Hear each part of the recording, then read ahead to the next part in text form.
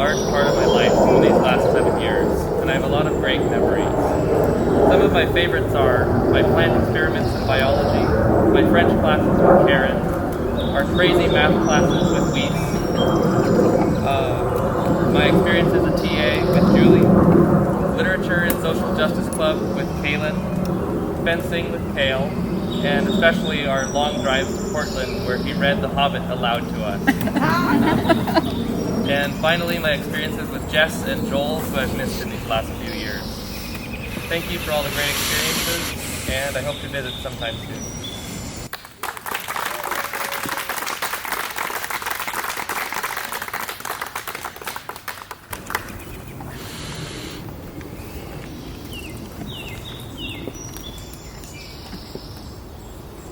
Okay, so hi everyone, I'm Harrison, and I'm part of this year's graduating senior class. So, I guess first thing I want to do is, thank all of, my classmates. I know not everyone's here, because, Saturday, everyone likes to sleep in, I can't blame them. But they've been a big part of why Hillside has been so enjoyable for me, so thank you for that.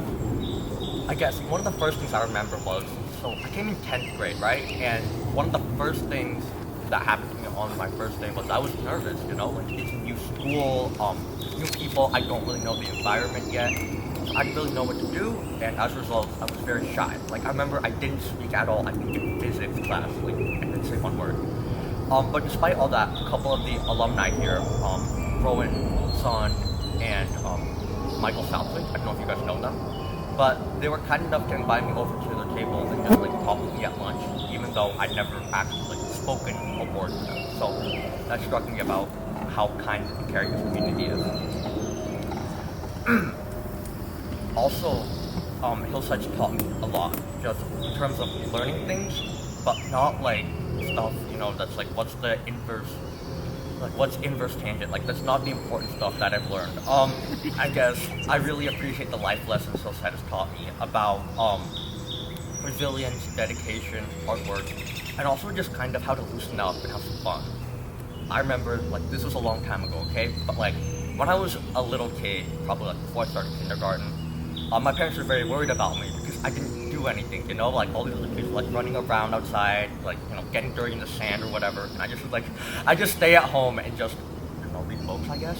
I kind of didn't do a lot, and so my parents were very worried, and this is kind of pattern that continued throughout my school years, and they were like, you have to go do something, go do some sports, go do some music, don't just sit at home all day. I didn't really take their advice until I came to Hillside, but here I found out that I did really the extracurriculars they have, especially want to thank Kale for fencing, and G for doing drone club, because I didn't really think I enjoyed either that much, but I did have a very fun time with it.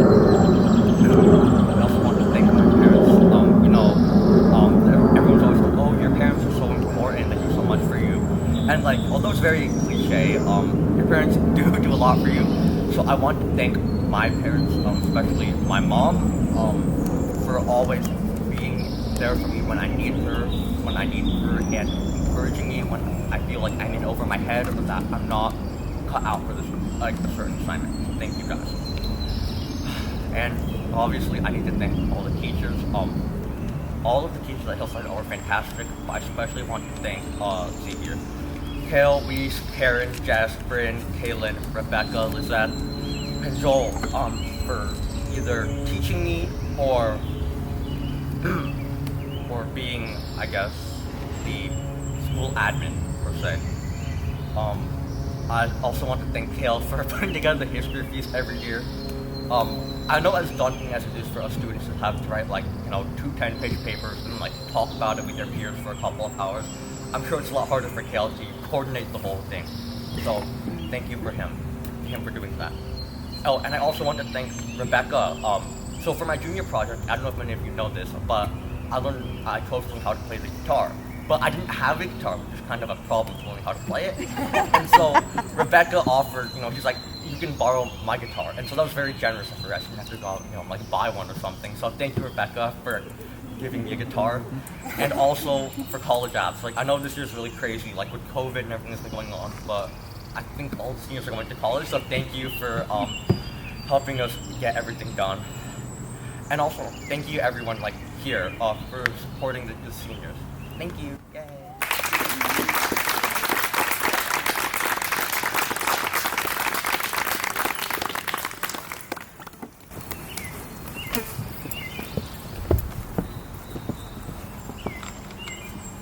When I was in 8th grade, I was presented with many options for what high school I could go to. I forgot to take this off. I couldn't really imagine myself attending any of them because they oftentimes had a really forced sense of school spirit. It kind of felt really fake to me. But I found out that Matthew, if you remember him, he was going to Hillside, which was described by my old teachers as this weird kind of alternative school. You probably shouldn't go to it. But I ended up visiting anyway, and I was really impressed. What I really liked was how small it seemed, how intimate it seemed, which really reminded me of my old school. But honestly, it really wasn't that much like my old school, which was a good thing, by the way, because I had some problems with my old school. But Hillside just has this really unique atmosphere where it's really chaotically close. Everyone's really close to each other. There's a lot of really inside jokes that everyone kind of knows about. And I really haven't been able to find that sort of thing anywhere else, and I really miss it. I've really missed it during this year where I haven't really been able to attend very much due to the pandemic. And I really have to thank everyone at the school for being able to create such a unique and really amazing atmosphere. And it's definitely been way better than any of my past schools, which I suppose isn't saying that much. I haven't been to that many. But I also have to thank Hillside for being really challenging, academically. Honestly, it's after attending Running Start and also having a lot of conversations with people online, I've really come to realize that Hillside did a really good job of academically preparing me, and I kind of didn't really realize that while I was attending, because I often sort of felt like I was falling behind in certain areas. But now that it's all over, I realize that it actually did a really good job of preparing me, and not just teaching me rote information, but also teaching me how to construct complex ideas and think for myself. And so I really have to thank it for that. Next year I'm going to be attending Gonzaga University, which is going to be very different. It's a small college, but that's compared to Hillside, a small college is still huge. And I'm really gonna miss this place. Gonna miss all of the inside jokes and all of the people that I became really close friends with that I probably in a larger school never would have talked to, because we just on the surface wouldn't really have that much in common, but because everyone knows each other at Hillside, I was able to become friends with them anyway. And I can't promise I'm going to visit Hillside. I promised I'd visit my old school, and I've so far basically never done that. And also I'm going to be in Spokane, and I can't, that's a 5-hour drive. But what I can promise though is that this place is always going to hold a special place in my heart. So thank you, thank all of you.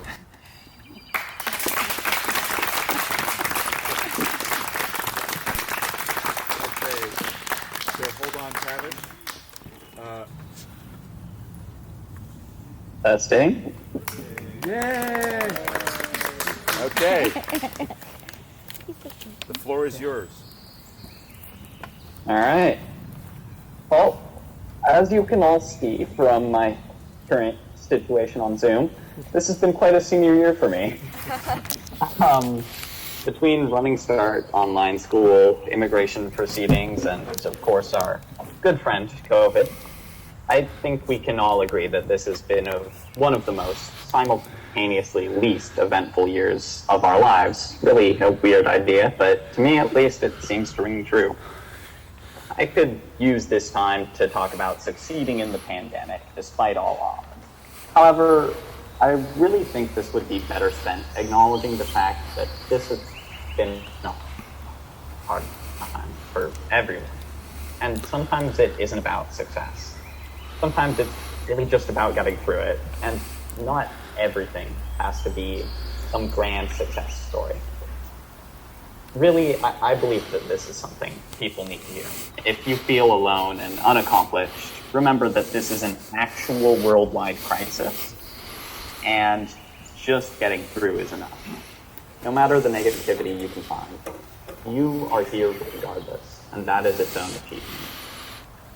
I've spent most of this year, quite honestly, not recognizing this for myself, and I find that my biggest accomplishment during this time was realizing that regardless of me doing little in the way of personal achievement, I was judging myself for not getting things done on top of college applications, running start work, and the stress of moving to a different country during an actual pandemic.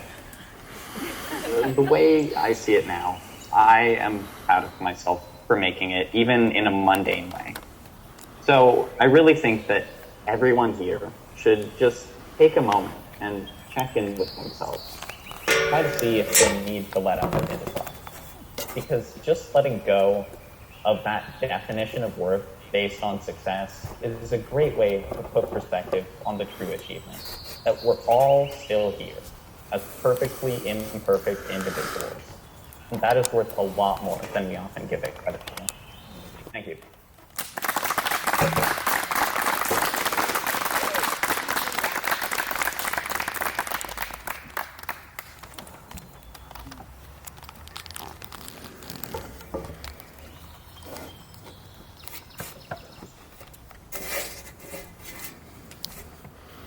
Thank you, graduates. And again, welcome and congratulations. Now, take your notebooks and pens out for one last lecture from me. You didn't tuck them in your robes?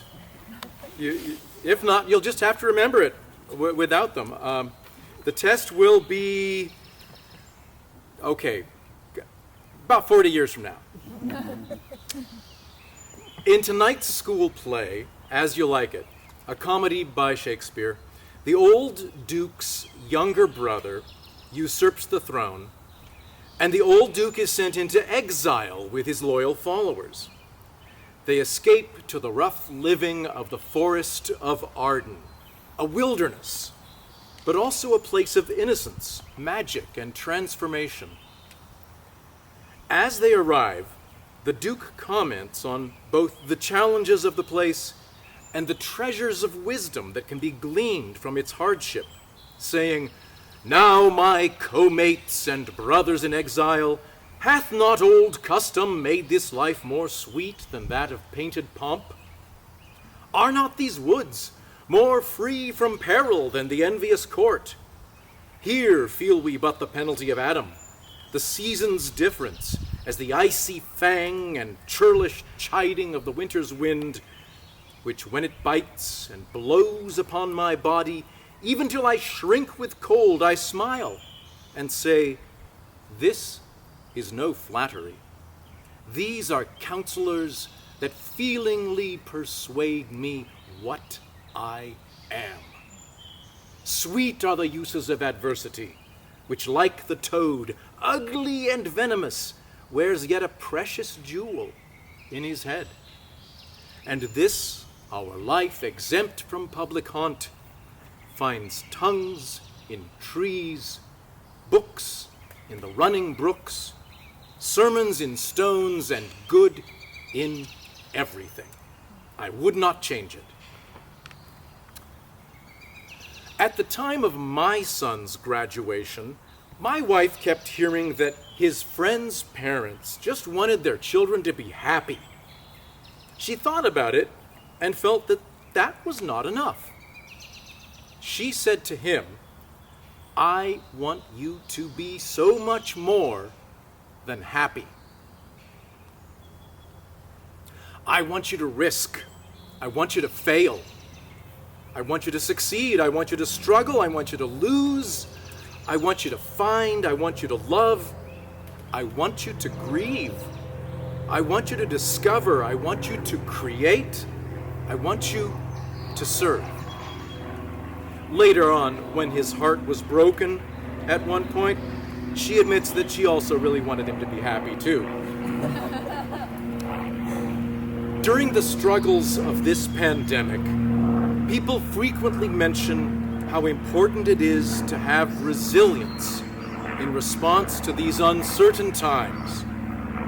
Some of us have certainly found it. Some of us, however, have responded with resilience at some times and with fragility at others. Others have struggled greatly with the burdens of this year, whether physical, emotional, mental, financial, or due to some form of racism, bullying, or discrimination, and have had serious difficulty bouncing back. Resilience is a good characteristic.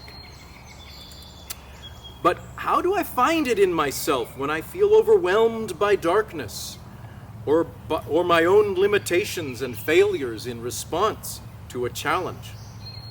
How do I deal with it when I'm undergoing some kind of PTSD? In my observation, this world-disrupting event underlines a basic truth about life.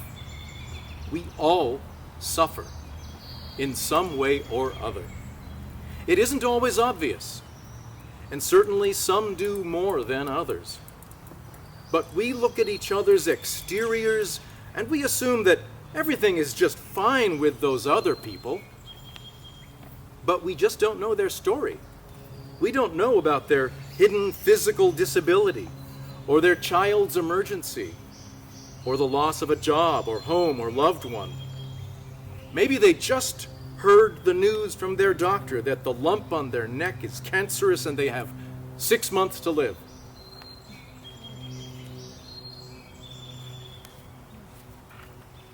We often try to maintain a solid exterior, to keep going at our work, not to let anyone see what's going on inside. But it's not easy. Yes, we all suffer. How do we deal with it? Sometimes with that resilience I mentioned earlier. But even if we bounce, it still hurts. Whether we are resilient or not, I contend that we ultimately respond in one of two ways. Either we become hard-hearted, turning inward and becoming bitter about the pain, defined by our grievances and despair, walling ourselves off from it and from others as best we can. Or we become broken-hearted and let light shine through that brokenness. As Leonard Cohen says in his song Anthem, "Forget your perfect offering. There is a crack in everything. That's how the light gets in." Out of our brokenness, we can learn empathy for that of others. We can look beneath the surface and see what they are going through. We can forgive and we can love. During a different commencement speech at Kenyon College about 16 years ago, the writer David Foster Wallace made the point that learning to think was about learning to step outside our habits and routines and to pay attention. It is about seeking meaning, about having choice, not merely reacting. In a way, he seemed to say that that hard-hearted response I mentioned is our ordinary reaction, even sort of our fate. The other response, the one that arises out of empathy and that looks beneath the surface to what might be going on for that other person, requires thought and choice. And that, perhaps, is the real goal of education and critical thinking. He seemed to say that we can either accept fate or make choice. We can either give in and respond as expected, or we can choose to open our eyes, step into someone else's shoes, recognizing that I'm not the only one having a hard time. with such a response, maybe we can forgive. Maybe we can build community instead of fracturing it.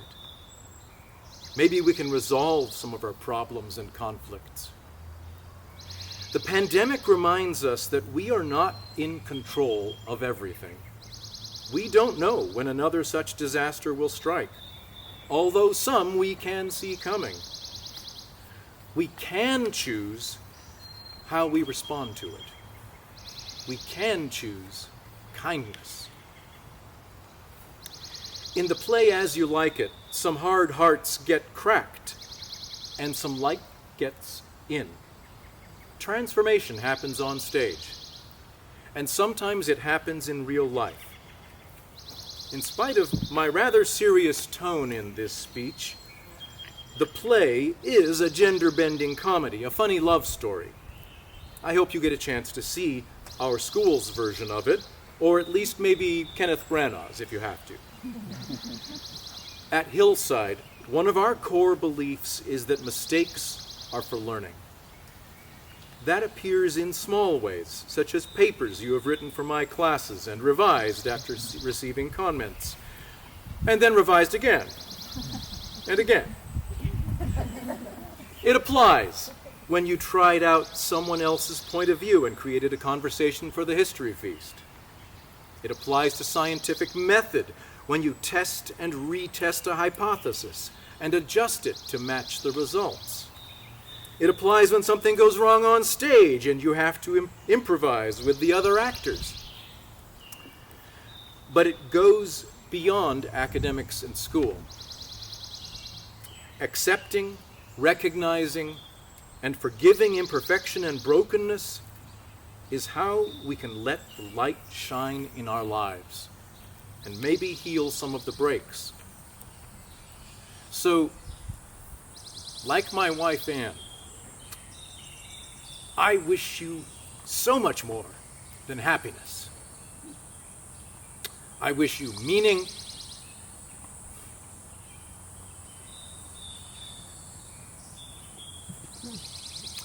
gratitude, and joy. I wish you risk, failure, success, and struggle. I wish you loss, discovery, creation, and service. And in spite of this serious speech, I wish you also some good hard laughs.